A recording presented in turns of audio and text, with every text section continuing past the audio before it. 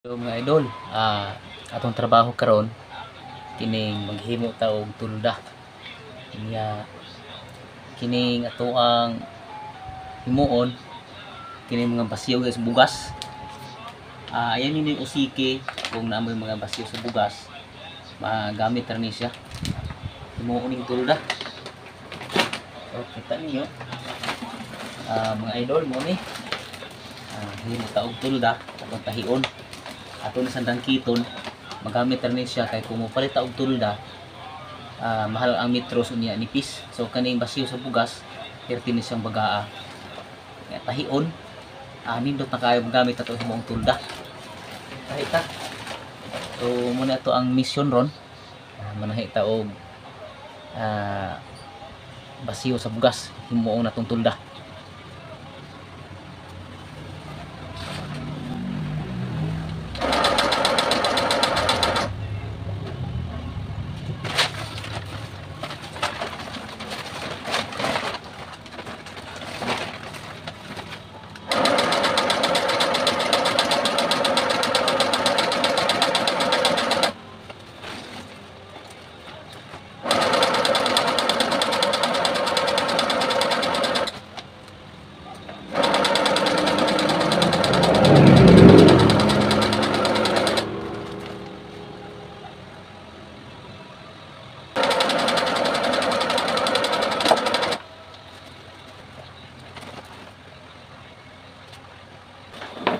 Ayos kayo.